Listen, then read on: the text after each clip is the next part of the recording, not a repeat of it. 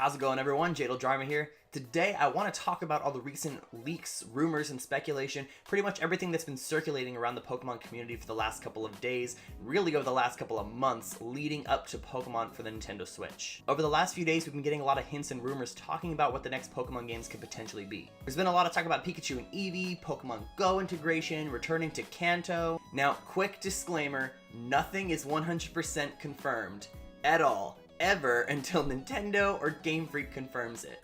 But there are a lot of hints pointing to the fact that these rumors could be true. Basically, what is a hot mess of speculation? Let's just go ahead and talk about what we know for sure. Alright, starting off, Emily Rogers, also known as Arcade Girl 64 on her blog, is a video game journalist who has claimed that she has inside sources at Nintendo. She's leaked some stuff to us in the past, some of it's been true, some of it's been a little less true.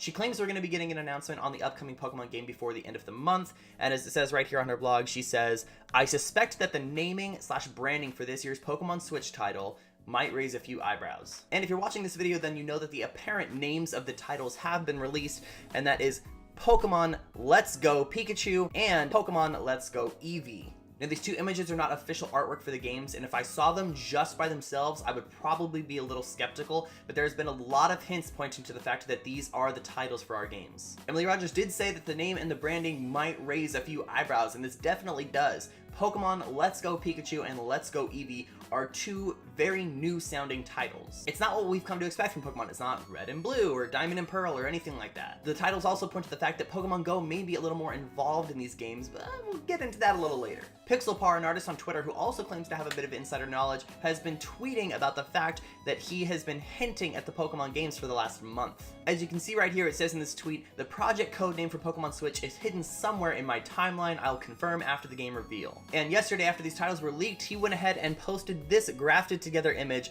of 3 different drawings he had made over the course of the month. First one we have here, not too much here, it's just the end panel of one of his comics where he says "Let's go" at the end. And then these two pieces here where he has a picture of Red with Pikachu and also a picture of Blue with Eevee, hinting at the names Pokemon Let's Go Pikachu and Let's Go Eevee. These are two different sources who claim to have insider information at Nintendo, both pointing to the fact that this very well could be a credible leak. But you never know, just like I said, nothing is 100% confirmed until Nintendo themselves confirms it. I mean, I'm still upset we don't have this guy. He would have been great. Now, like I said, nothing is confirmed until Nintendo confirms it, but Nintendo has acted accordingly in protecting themselves with the release of these leaks. Because just today, Nintendo claimed the domains for the website names PokemonLet'sGoPikachu.com and PokemonLet'sGoEevee.com. Now, I'm not showing this one on screen because the website wanted to be mean to my computer. Now, the websites are blank because Pokemon doesn't want to spoil anything from the new games for us, but they are registered domain names. They are official. Now, all those prior leaks people claim to have insider sources on, and they actually seem to be a bit credible. Now we're going to go ahead and look at the least credible of all the leaks, but the one that people seem to focus on the most. That is a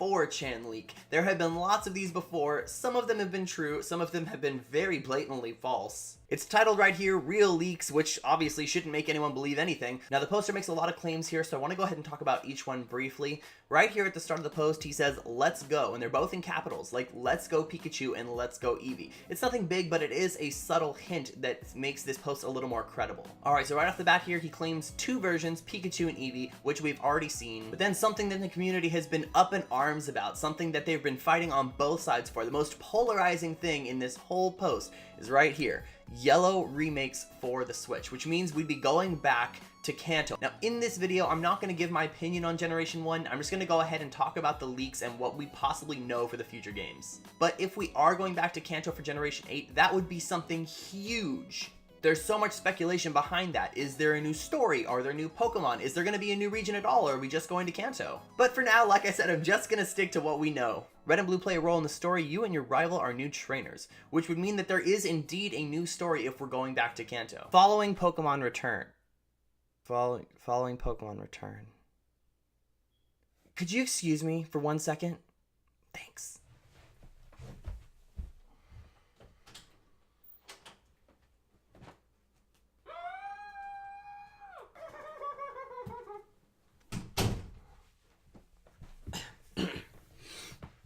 Sorry about that.